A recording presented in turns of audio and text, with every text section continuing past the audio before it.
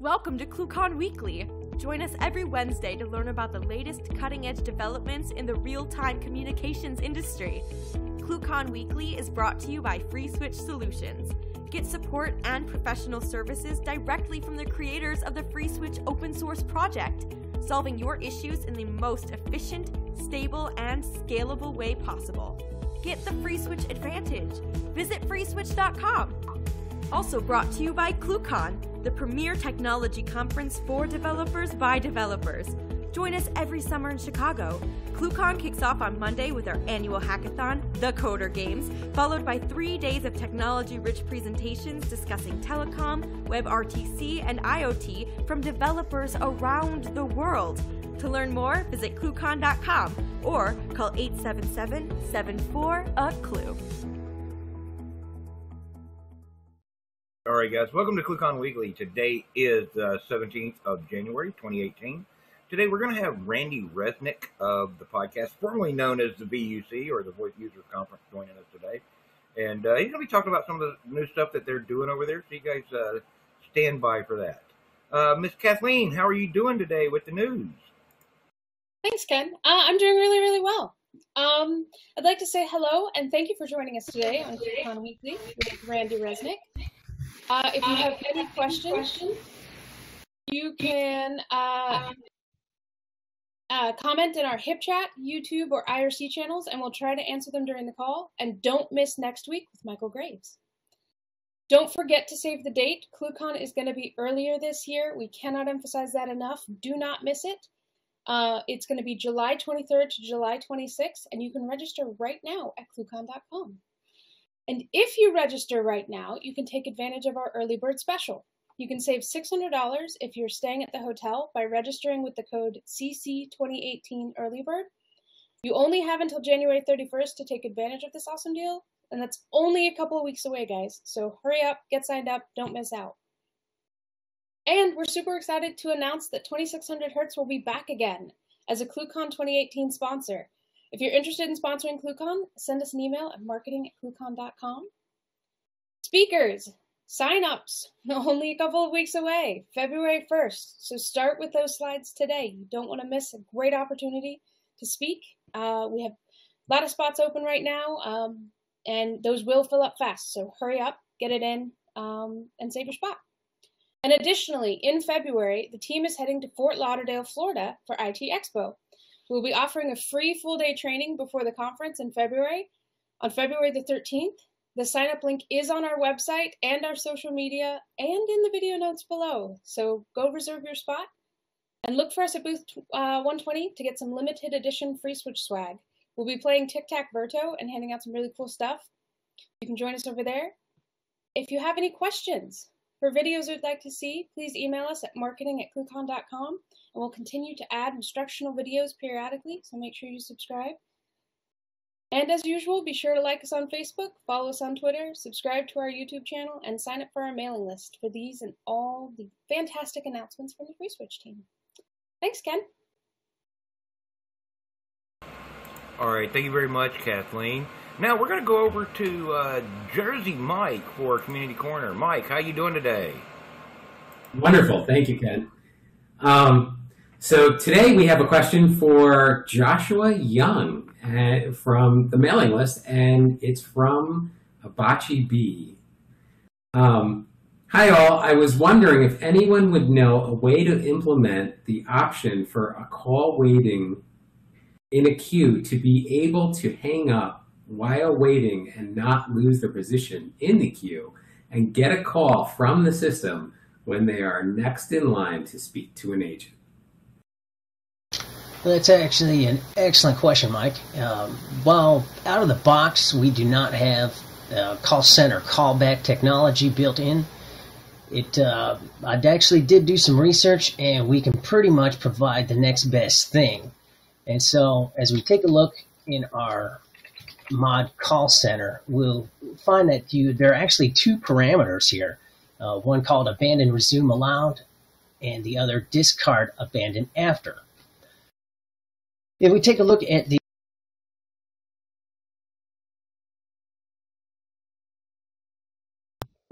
documentation on this module here, we find that the abandon, resume allowed. If set to true, a caller may abandon the queue and resume a previous position in the queue. And the caller must return prior to the value set in discard abandon after. And so for the discard abandon after value, that would be the number of seconds a customer may remove themselves from a queue and come back so as not to lose their place.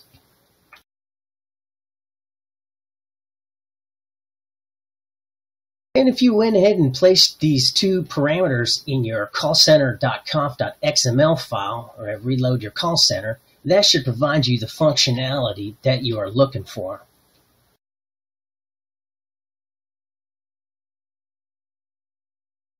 Okay, so the real key is knowing which call centers implement this, right? You just call in, hang up, and call back 10 minutes later and hope that that your queue point didn't come up.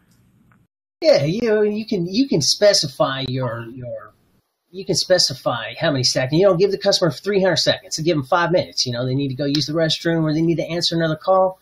There should be plenty of time for them to return to the queue and not lose their place in line. And so then, of course, you can always fill out a feature request in Jira to request the call center callback functionality and get that placed into the free switch. And so that is pretty much all we have for the community corner. So what if someone wanted to do it through a scripting language? Because that's just basic dial plan XML, right?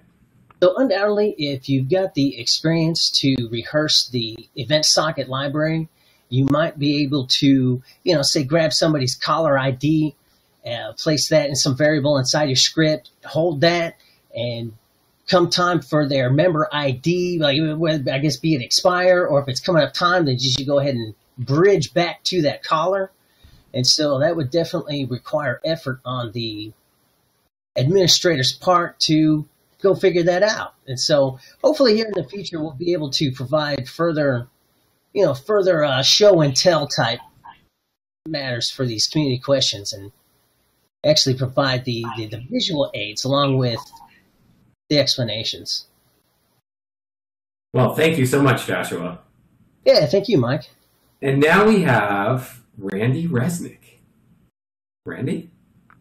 Hi, everybody. Hello. How you doing? I would love to bounce off of that question and answer that Joshua just gave, by the way, because I had to call the IRS recently, and as you know, I'm calling from Europe, so I'm using various DIDs. And interestingly enough, the IRS, so, they publish opening hours. We are open from, I don't know, I'm just saying anything, 6 a.m. to 6 p.m. And I go, well, why don't you say what time zone? You know why? Do you know, Michael, why? Because everything revolves around Washington, D.C. No, because they detect your caller ID. They know your time zone from that caller ID, and mine happened to be in California. So I was calling, I'm only 6 hours from the East Coast. So theoretically, if I had an East Coast DID, I could call them at, say, noon. But since I have a West Coast DID, I had to wait till 3 p.m. It's funny, and it totally relates to what was just said. Right, and just programmatically, that's some flawed logic right there, right? Well, it is, except for the general case of 9 out of 10 people would be calling from their home phone or if your cell, okay, this is a whole other thing that's interesting, is that your cell phone, you got your cell when you were in Seattle, but now you live in New York. I mean, those things don't mean anything anymore. So the basic flaw there is indeed that your caller ID reflects your time zone. It may not, and it certainly doesn't for me. Anyway, I thought it was funny, and that is one way of doing it. And I was annoyed by it personally, but at the same time, I admired it because, as you all know, in call centers, you've got to somehow regulate the number of calls you're getting. And so the way they did it was via the hours. And I thought that was actually fairly clever, believe it or not, from the IRS. Well, coming from the government, they could do an HLR or VLR, right? They could do a lot of things. And then find out exactly where that phone number is at that given time, being a cell phone. Well, actually, they probably could just zero in on me from Google or Facebook cookies or some other thing and know that I am where I am. That is true. So you're in here today to talk about the new format for the VUC. Yeah, which is the Emperor's New Clothes, because there is no actual new format, but I will talk about it a little bit. I want to say also that I have a tweet programmed. I think it's the 25th, maybe if Brian's still listening. I believe it was the 25th that he spoke 12 years ago at an O'Reilly conference about FreeSwitch. And I think it was something to do with Asterisk. And he was speaking, his title was something to do with Asterlink. And I refer to this because we are all have been around for the 11 or 12 years since the creation of FreeSwitch. And I think that's monumental, first of all. I think it's really important. I think it's important that we're still in touch. And I just, I think that it's indicative of who we are. And when I say we, I mean everybody on this call, everybody on our calls on the VUC, and everybody pretty much in the VoIP world. Now, VoIP today, I'm happy to listen to contrarian views, but I think that VoIP today is less important in the sense that it allowed us to make free phone calls back in the day. That is no longer really the thing. In fact, in a very, very distant Astricon, someone had a sign showing that gas prices were going to be at zero, and the point was that the per minute charge for calls, even internationally, was going to be zero. Now, I live in Europe. I'm going to assume that the country I live in, France, is very typical of the European countries, where every call is VoIP. So you're Orange in this country, and in Moldavia and Switzerland and other countries. These countries include a 110 country list that you can call, and that includes China, the United States, Mexico, Canada, South America, much of Asia, much of whatever else I haven't mentioned, Eastern Europe, Western Europe. And so VoIP is no longer a way to make free phone calls. I think we'd all agree on that. Of course. Okay, I don't want to be the one constantly talking, but I could be because if anybody knows, we could just 302 the traffic based on geography. Anyway, but that would take the monetization out of it, right? Right. Point is anyway that this is no longer the point of VoIP, and I like to call this the V word. We only use the V word amongst ourselves now. We at the VUC, and this is why we changed the name to Visions Under Construction. After a long consultation, we are not really the VoIP Users Conference. And I want to go back in history just for a moment to the creation of it, which was kind of around the time that FreeSwitch started to gain ground and was created and started up. Like I said, Brian made his presentation 12 years ago. I started the Asterisk Users Conference in March of 2007. So that's 11 years ago in March.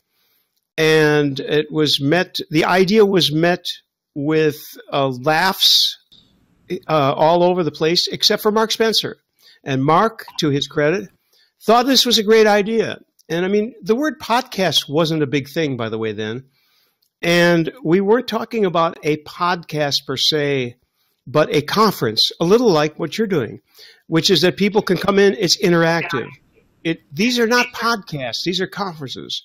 And not that many interactive conferences are around even today. There really are not so many.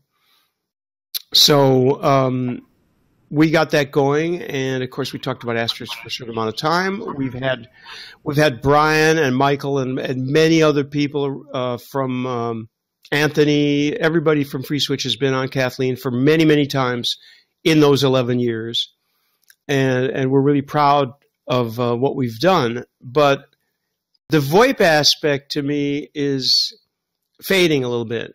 I personally am a little less interested in it because I believe that people have visions. And I think that if Tony was going to come on again, for example, I would be more interested in his vision. We've talked to Abby, by the way, and hopefully she'll be on. And I'm interested in hearing her vision, Tony's vision, Brian's vision, if you will, your vision, Michael. Hey, you know, everybody's vision. I want to know what people are thinking about themselves and how they see this thing moving along. We are less interested, therefore, in the details of, you know, what's stun, whether you should use stun or not, which I notice is one of the options on the conference, or, you know, how many frames per second and so on. We're very, very interested in finding out what people get up in the morning to do. And hopefully we'll get to that. I saw a really interesting statistic recently. And so what that was that open source, several open source projects have brought billions into the economy. Absolutely billions. And it's a staggering concept. You know, everyone's talking about, you know, the race to the bottom and free calling, but the fact of the matter is it's really, it has, like, it's brought the prices way down, but it's also, it's changed the way the technology works forever. And so, you know, and it's brought so much revenue into the economy. It's actually, you know, it's a staggering concept. Absolutely. And, you know, the last time I called my doctor for an appointment, they just now got an IVR, but it's not an IVR. It's an answering machine. It's like an answering machine, but it's done by some provider. And right now, all it does is it gives you music and says, we're going to answer in a second. Please hold, blah, blah, blah. But what they want to do, and I just spoke to my doctor like 2 weeks ago, and he said, well, what we really want is just to say, you know, press 1 if you want. There are two different doctors. Press 1 if you want Dr. A, press 2 if you want Dr. B. They don't have that, and they have to call the provider of this service to get that happening. So, but this is a perfect example. It's a pretty simple example, but it's a perfect example of the value of what can be done with FreeSwitch and other tools today. And the other thing I want to complain about bitterly, because that's what I do in life, is I tried to make a reservation at a restaurant. This was a couple of years ago, but their IVR was so absurd. I've discussed this with Allison Smith and with many other people. You call the restaurant, it has 2 minutes, I kid you not, 2 minutes of what kind of food they have, where they're located, where the nearest parking is. If you want to reserve, you have to listen to this whole long thing. And what if you call and you know already what the restaurant is, and you know what they do, and you know where you're going to park? You want to just get a reservation. And they spend 2 minutes doing this whole long thing. So, yeah, but Allison's very forward with that. She'll do recommendations. And so it's funny. I remember one time she goes, and almost every time I get, please listen closely as the menu items have recently changed. Yeah, exactly. the menu items haven't recently changed. What's bad though? It's true that, and this is anyone into the IVR space would know from looking at websites that unfortunately the people who sell these services often don't know about the rest of the universe and how it works. So the person who designs a website will talk to maybe the chef, if at the worst case. The chef will want to put photos of such and such, blah, blah, blah. Then they'll have the PDF menu that you have to download. I mean, it's just no one actually realizes putting themselves in the position of the person who is looking at the website. Well, let's look at IVR. When you call anything, any phone number, it's obvious that the people who are at this thing that you're calling have never actually put anybody in the position of calling to see how that works. So as a result, it's never the right thing. And the restaurant thing I cited was the worst nightmare. But almost everything is that way. In the United States, most of the time you're going to get, well, at least in California, it's going to be para español type, whatever they say. You know, so there's a language choice. Okay, once you're beyond the language choice, and Allison, by the way, I think her thing is keep it under five or under choices, right? But anyway, at this point, people talk about big data. Everyone at FreeSwitch, everyone at Digium, and everyone at every organization who has dealt with this knows that there are critical numbers, that you can't have 10 menu choices. You can't have 7 menu choices, really. And that you really need to try to figure out what you are dealing with, what these calls are going to be for, what the first reason for people calling. Like on the website, the first reason people are looking at the website is to get your address. It's as simple as that. If you have your address and phone number, assuming you have a decent IVR, you have your address and phone number on every page, that's already wonderful, because that's not the case for most of these things. How did I get on this? I don't know. I guess I just like to rant. So more recently, I was looking for a car wash, and I knew the exact location where it was. And I kept on Googling the car wash's name. So this car wash has been around for literally since I was a little kid. And they have no online presence whatsoever. But I had problems getting their phone number. I mean, it didn't show up anywhere. And so I actually was contemplating at one point. I was like, well, I could always call 411. What was the last time someone called 411?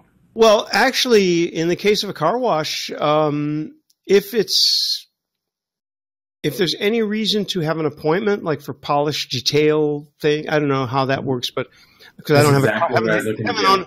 Okay, so I haven't owned a car in years, but if I did own a car, I would want to know that I could go to the car wash and get into the line. If you need some service that needs to be scheduled, in other words, then that should be done online. It should be doable online. And by the way, there's no reason today. Create an IVR for cars. Right. Well, I mean, actually, your car could call. I mean, this is the future of this, is that your car, when it's dirty, will actually call before somebody writes "wash me" on the back window. Or maybe if somebody writes "wash me" on the back window, it then connects via LTE to the site. No, anyway, I don't know.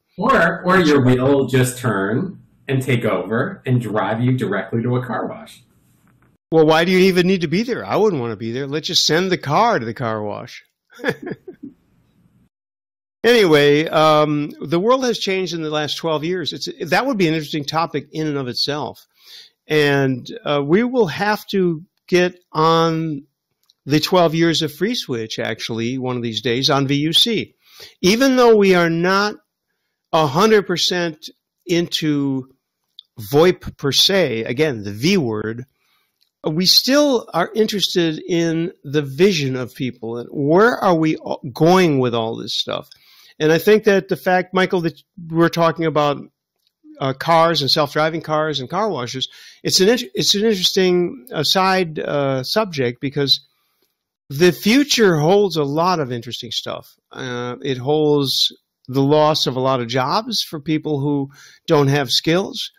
And all of these things need to be thought about. And one of the things that needs to be thought about is whether, if you're dialing phone numbers, gosh, I could give another perfect example that happened to me today. I needed to contact a retirement thing here in this country. I went there and they only had a press contact. Otherwise, they want you to call for so many cents a minute to call them. So I took a chance and looked on Twitter. And I looked on Twitter, and they were on Twitter, and their last post dated 22 hours ago. So I took a chance, and I followed that Twitter account, and I said, could you private message me, DM me if you can help me with blah, blah, blah. They did, and apparently that part of the problem is solved. And there's no good reason why you can't. Well, in Europe, these surtax phone numbers, I refuse, just just on principle, I'm not going to pay money to call your vocal server. Okay. I think in the excuse me. I think in the United States, this is not much of a thing, is it?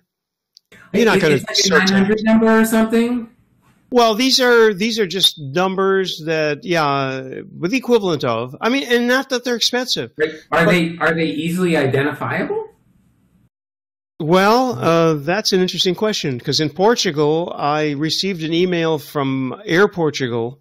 This was at a tech conference a couple of years ago, saying my flight was canceled. So naturally, I wanted to call them. I called them. They're not open on Sunday, but I was on hold and was charged €60. That's like $80 or $70 to be on hold and never answered because it was a Sunday.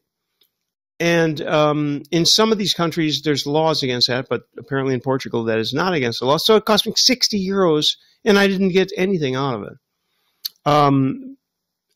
On that level, to answer your question, I think that you click on a thing, you're on your cell, so it's not immediately obvious. If you're on the web, in this country at least, it's a legal responsibility to say how much the phone call is going to cost.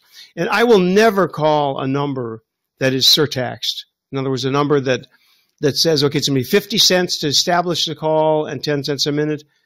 I am just not going to, you have to do better than that. I'll try to find an email. I'll try to find a Twitter account. These days, social media is actually a little bit better than trying to find email.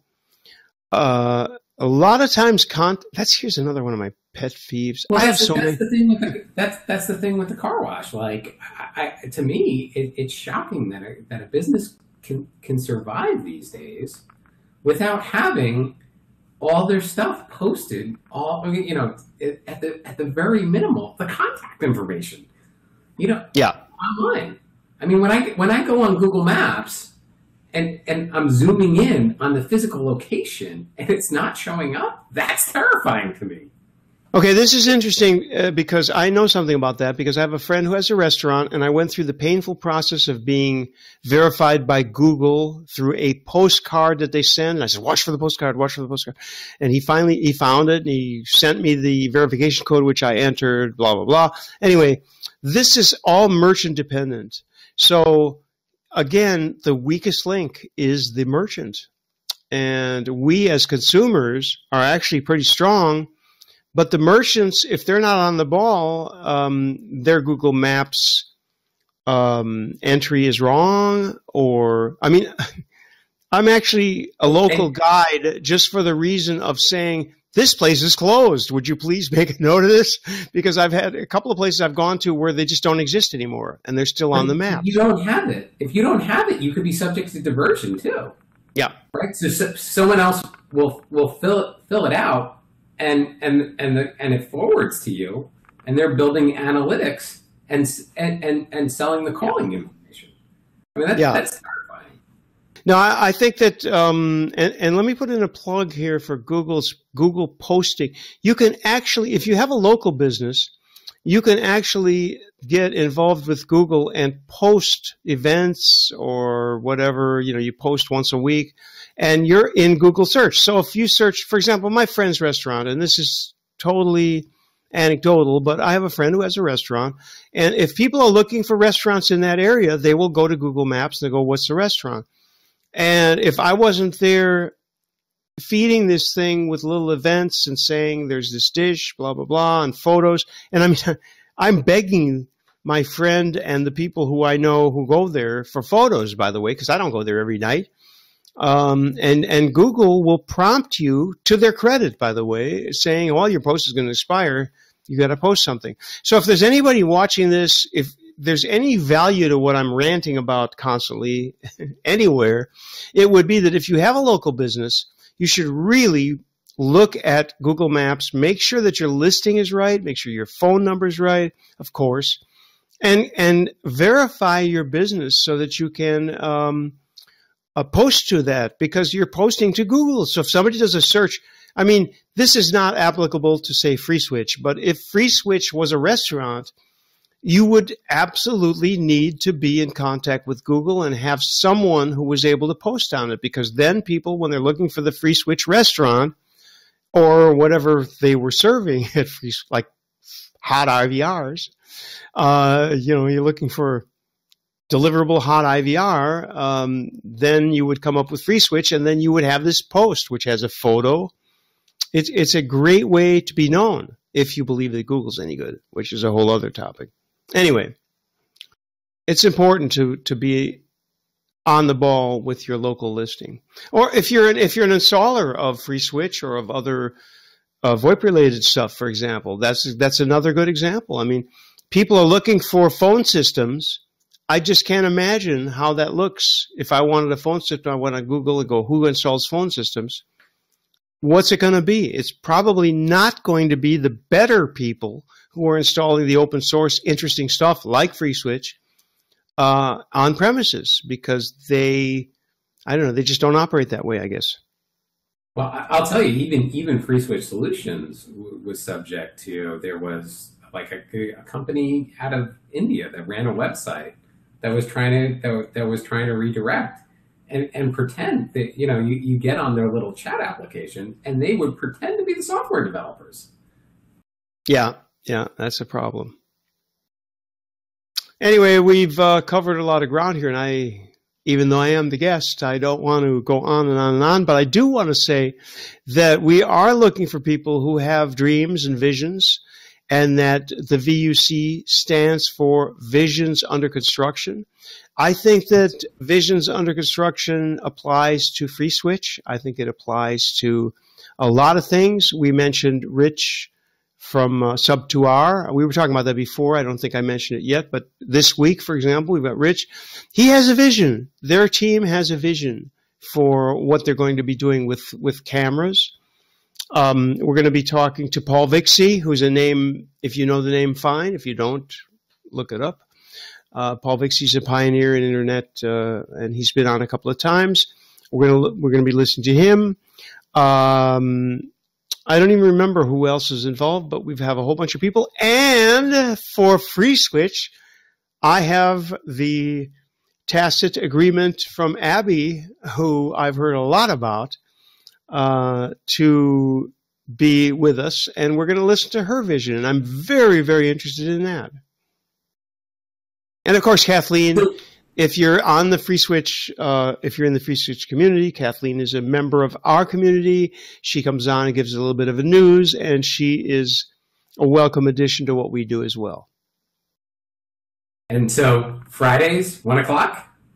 Actually, we're Fridays, 12 noon Eastern time, which is 5 p.m. in the UK, 6 p.m. in Europe, Berlin, and Paris. And yeah, I'm up late because it's actually after 7 here. So yeah, that's it. We totally check us out. VUC.me is the address to go to for the details of all this. But I'm just, if this is a conclusion, I guess, I have to say that I'm really proud to have known Brian, who we call Next, because that's what he did on IRC for years, and Anthony and everybody involved. Michael, you and I have met at Cameo World. I hope you're going to be there in Berlin maybe this year, actually. Absolutely. Yeah. All right. Yeah. Well, we'll see you and there. Also Amsterdam as well. So the Open SIP Summit. Unfortunately, I don't make that one, but I probably will be at Cameo World, and we should probably say cameo.com. To go to that. If you're in Europe, by the way, this is a terrific place. You'll meet Michael, you'll meet maybe Kathleen if you're lucky, or William King, or whoever else comes over. It's a really, really, it is the European place to meet people. And Berlin is a terrific place. I think you'd agree, Michael, again. Absolutely. Beautiful, beautiful town. I love Berlin. Berlin is also the headquarters of Wire, and those folks we know very well and generally try to do things at their place. And ClueCon, I'm afraid I'm not going to be in the States around that time. But one of these days, I've never been. This is my the most terrible part of my life is that I have never been to ClueCon. So I got to fix you that. have to come you have to come one of these times. One of these times I have to come. So your other love is cell phones, right? Cell phones. Well, remember we were talking several times in the past about like different, Android mods and stuff like that. No, that's not my main thing. If I was going to say something about what my main thing is, it's growing and continue to grow and continue to invest yourself in things, because as someone who has passed the big 7-0, I know I don't look it. Yeah, I was thinking more around 50. All right. Well, anyway, I have a long history of music, and I'm starting a new instrument. And I also wanted to mention, although I've never installed FreeSwitch. You got to meet the Beatles, right? I did I shook hands with all 4 Beatles, and they applauded me as I approached them. So that's a major historic thing. I'm also going to be doing a history on the Visions, I think. We'll be doing a history of a very close friend of mine who I played with in the John Mayall group, Larry Taylor, who played bass with so many groups. From the furthest I can remember would be the Monkees, Canned Heat. He is a core member of Canned Heat. They still play. Canned Heat, they're like a married couple. They argue about who has the best Wi-Fi in what room, because I played with them in 2012 here in France. And we're going to do a series on that. I've tried to talk John Mayall, who I worked with in 1970s into talking to me, but I've talked to a lot of people in music, and that's one of the reasons I wanted to blur the focus of the VUC to talk about visions of all kinds. So hopefully we can get into that. And meanwhile, I'm learning the alto saxophone, and we'll maybe even move on to tenor when I find one that's available to rent. But I just your primary instrument was always guitar, right? Yeah, I started on guitar. I didn't move. I added upright bass, which I'm trying to play now.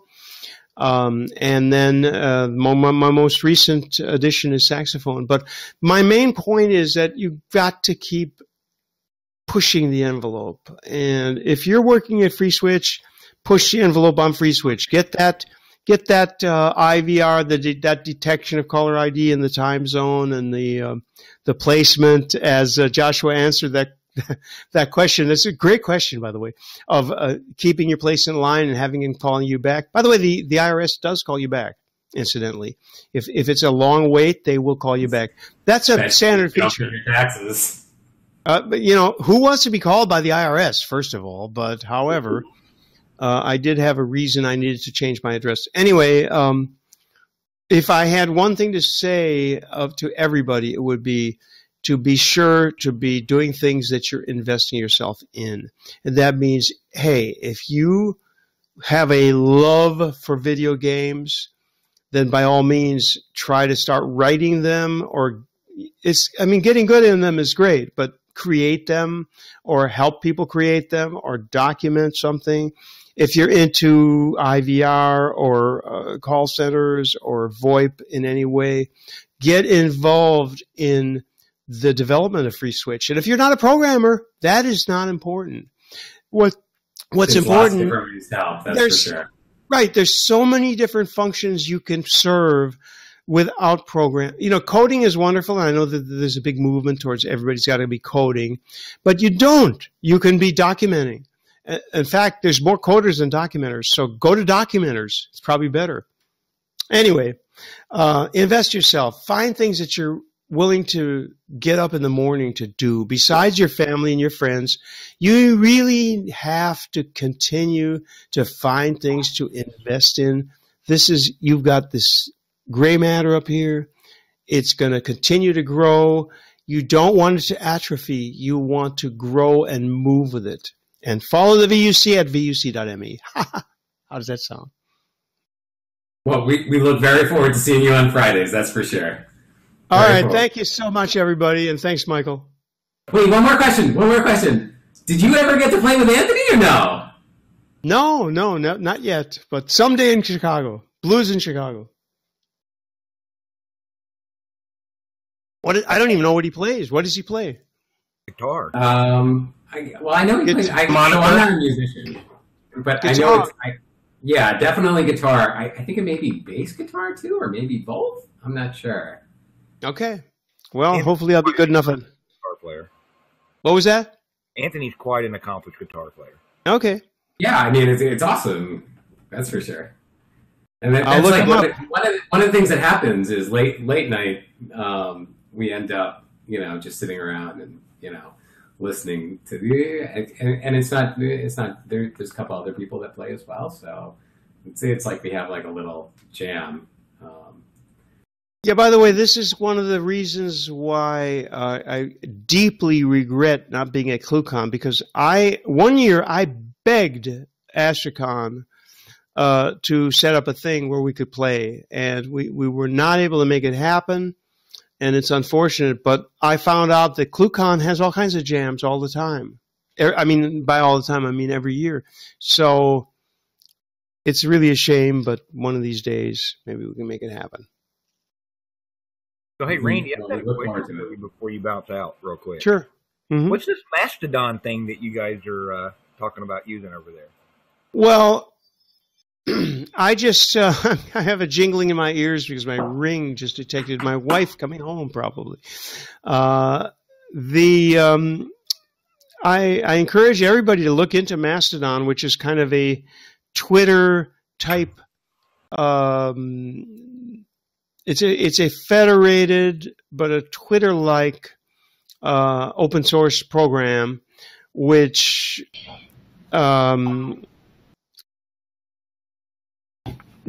we're using because there's a very simple way to set one up. So we have an instance at masto, masto.vuc.me. We welcome people to join that. But Mastodon, what's interesting about Mastodon is it's because it's Twitter-like and federated, you can connect to all kinds of people, but you're also, instead of IRC or HipChat, the stuff all stays up there. So, in fact, I didn't post this appointment there. I should have, but I will after the fact. So Mastodon is something that people should look into. The person who develops it, Eugene, was on a VUC previously, and he is an amazing young man. And I really highly recommend people look into Mastodon. It's a fantastic thing. Probably mastodon.org, but I'm just guessing. And how is that different from Matrix? Yeah, James Bodie keeps talking about Matrix. Mastodon, it's just an instance that connects to other instances. It doesn't try. I think Matrix tries to do a lot of things. This doesn't have any video chat or any chat. It's just sort of Twitter-like with about 500 and some characters limit. I think the only way to know is to just go and look.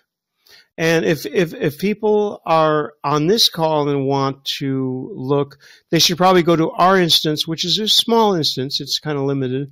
But they'll know at least that people are interested in what they're interested in. So that would be masto.vuc.me. The big instances of Mastodon are at mastodon.social. You know what? I don't even know what. There's so many TLDs now that I can't remember how these work.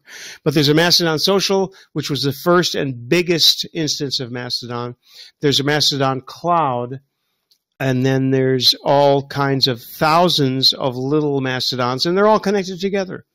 I just say, go get an account. It's free, and mess with it and see what it's like. Open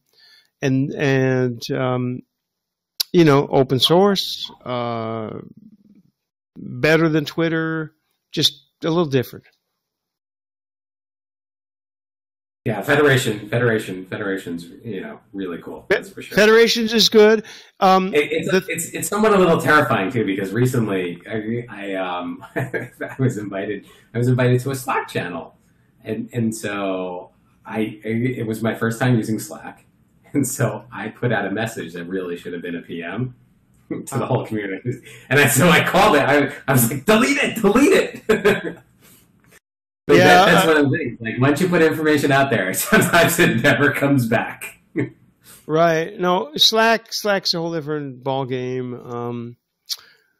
Slack is, of course, a private. It's an enterprise. It's a startup. It's whatever it is, and companies like it. That's great. But no, Mastodon is something that you can dip into, put your toe in, see if you like it. It's not a miraculous thing, but at the same time, having interviewed the guy who created it, I mean, this is a pretty amazing young man. Very, very lucid, very good vision. He's a perfect example of the kind of visions that I'm interested in. He just decided to do this thing, and it's a small number of developers, and they do it. And you at FreeSwitch, of all people, all of you would understand that you see this thing. It's a vision. I mean, sorry to keep repeating this thing, but the vision is what makes all this stuff unique. I'm not 100% sure of what Matrix's vision is. We've had them on a few times, but I'm not 100% sure of what the vision is. I'm pretty sure I know what the FreeSwitch vision is. I certainly could see what the Mastodon vision is, and I know what my vision for Visions Under Construction, VUC, is. The rest it remains to be seen. It's a great. I like the premise. That's for sure. It's a wonderful premise. Thank you. Well, thanks for doing this, and thanks for giving me a little space to go on and on as I do at my age. But this is what we do. Well, you're welcome. You're welcome anytime. And it's always great having you on. That's for sure. It's fun, and we need to get you guys on soon. But remember, Abby's coming on, and Abby is somebody who's from a little bit of a different space, but she's from the FreeSwitch universe, and I'm anxious to get to know her. So we're going to be doing that in the next couple of months. As you were saying earlier, one of the wonderful things is open source community is just unbelievable, especially the telephony open source community. It's, there's a lot of loyal members there that are all long-term members of the community. And, like last week we had on Michael Collins, who was, he was one of the heads of the FreeSwitch community for, the community liaison. And, it's just, hearing the stories about the old times was just absolutely wonderful. But you have all these iconic people in telecom. And I agree.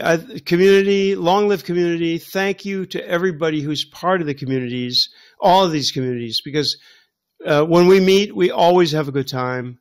And whether it's in Phoenix or Florida or Berlin, I look forward to these things, and I think it's just fantastic. Thank you, everybody. Well, thank you, Randy. And back to you, Ken. All right, cool. Thank you very much. Randy, thank you very much for coming out and joining us today. It's always good to hear what you got going on over there. Don't forget, guys, let's see here. Next week, who do we have next week? I believe we've got Michael Graves who's going to be joining us next week. And Michael has done a lot of stuff with Randy over at the VUC, and just been around the community for a long time. So you guys hang out, come back and visit us. You'll want to see that. Don't forget, follow us on Twitter, like us on Facebook, and we'll see you guys next week. You've been watching ClueCon Weekly. Tune in every Wednesday at 12 p.m. Central. Keep up with the latest happenings by subscribing to our YouTube channel, follow us on Facebook and Twitter, or visit us at freeswitch.com.